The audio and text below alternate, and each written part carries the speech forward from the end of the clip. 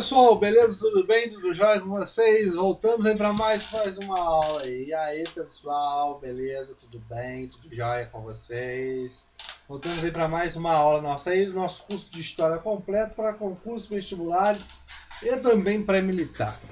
Pessoal, o e-mail é historiacom@outlook.com, Facebook Instituto Saio, celular mensagem 3291650267. Como você já sabe, o nosso curso de História ele vale tanto para concurso, pré-militar, vestibular, beleza? Concurso, bombeiro, polícia, tudo mais. Cai a parte de história. Vestibulares, FISM, Enem, tudo mais, entre outras coisas. E pré-militar, cai a parte de história, beleza? Então aí tá eu adentro para vocês aí, para ajudar mais ainda vocês. Tranquilo? E peço também que divulguem aí e tudo mais. Valeu, obrigado e muito mais aí. Professor, acabou a aula? Não, nem comecei. Estou só falando aí do nosso cartaz, nosso banho, que tá bonito aqui também aqui atrás, né? Nosso curso de História completo. O que nós vamos falar hoje? História do Brasil 83. Isso mesmo, 83. O que você vai falar? Primeira República. Professor, você vai continuar falando sobre Primeira República? Sim. Não vai acabar a Primeira República não, professor? Como eu falei para vocês, o nosso curso é o quê? Ele é de História e ele é completo, beleza? Então tem que ser bem detalhado, bem para ajudar todo mundo. Se eu não me engano, daqui umas duas, três aulas, ou até menos, eu começo a tão falar da Segunda República, da Era Vargas, beleza?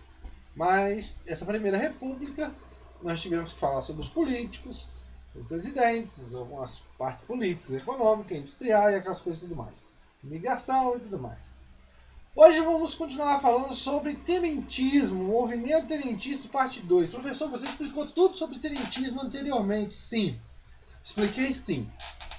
Professor, se nesse caso eu for assistir a sua aula sobre tenentismo nesse momento aqui, eu preciso assistir essa parte 2? Olha, não precisa não. Por quê? Lá na primeira aula eu expliquei o que foi o movimento tenentista.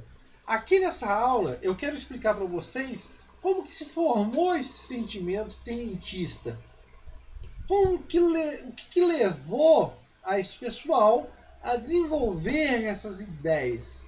Isso nós vamos observar nessa aula. Tranquilo, pessoal? Mas lá, a maioria das provas que tem, se fala sobre o movimento tenentista, ou vou dizer aí, não vamos dizer 100%, mas 95% das provas caem a primeira parte, né? A primeira aula sobre o tenentismo, beleza? Então, tenentismo parte 2. Tenentismo. Interior do Exército. O que nós temos que observar aqui primeiramente? Nós temos uma fragmentação dentro do interior do Exército. Mas como assim? Nós observamos baixo salário, como nós já explicamos, dificuldade de promoções, e entre outras coisas. Mas nós observamos uma coisa muito interessante, que a Escola Militar da Praia Vermelha foi fechada em 1904, pela sua última revolta. Então, fecha-se a Escola Militar da Praia Vermelha, em 1904. E até 1911, pessoal, só fica nesse momento a Escola de Guerra de Porto Alegre. Por quê? Em 1911 você tem a criação da Escola Militar de Realengo. E o que nós temos que entender primeiramente nesse momento? A Escola Militar de Realengo, pessoal, ela, como que eu posso dizer, ela vai ter um ensino diferenciado da antiga Escola da Praia Vermelha. Como assim? O ensino se observava mais a parte do conhecimento, se deixava muito de lado aquelas práticas adotadas pelo caso do positivismo. Mas o que eu quero entender que vocês entendam desse momento? O ensino da escola de guerra, da escola militar de Realengo, ela tinha o objetivo de não formar cidadãos. Mas como assim? É a ideia de você formar aquele soldado que tem um pé no exército e outro na política. Ou seja, o intuito dessa nova escola era o quê? Formar soldados profissionais. Aí nós temos excursões, visitações, aquelas coisas dos alemães, dos franceses e tudo mais. Tranquilo? Mas o que nós temos que entender? Hermes da Fonseca, começa a ser pressionado por um grupo, uma formação de uma pressão sobre Hermes da Fonseca. O que seria esse grupo? Os chamados salvacionistas. O que seriam os salvacionistas? Seriam aqueles que iriam salvar. Nossa Senhora, que explicação fera. Mas salvar o que, professor? As instituições republicanas. O que eu quero entender, que eu quero que vocês entendam sobre isso?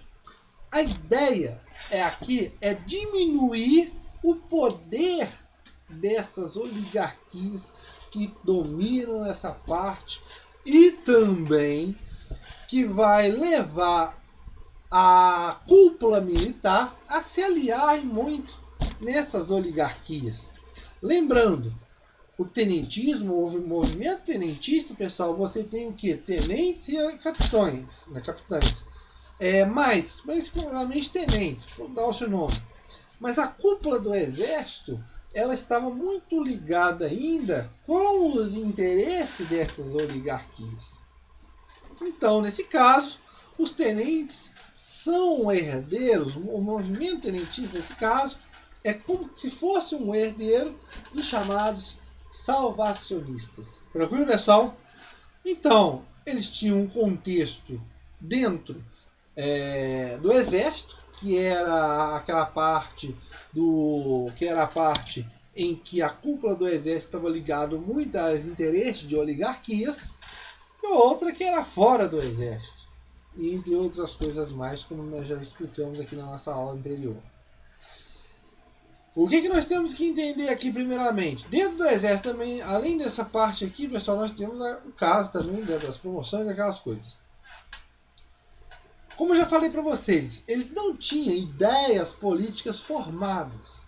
A ideia deles, mais ou menos, era adotar um país em poder centralizado e nacionalista. Quando eu falo nacionalista aqui, pessoal, eu estou ligando o povo.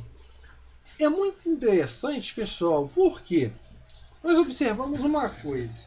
Antes de 1930, a palavra nação, a ideia, o sentimento nacionalista brasileiro, isso era uma coisa muito tímida entre a população do Brasil, entre a sociedade do Brasil. Por quê? Você observava nesse momento essa descentralização, vamos dizer assim, por parte dessas oligarquias, as influências dessas oligarquias. E muitas vezes você observa que o sentimento nacionalista muitas vezes não existia. Então é uma forma de você reorganizar e filtrar, nesse caso, a nacionalidade da pessoa. Tranquilo, pessoal? Beleza? E o grande mal, como eu já falei deles, era o quê? As oligarquias. Eram essas oligarquias que levavam essa fragmentação dentro do BR. Dentro de quem? Dentro do Brasil.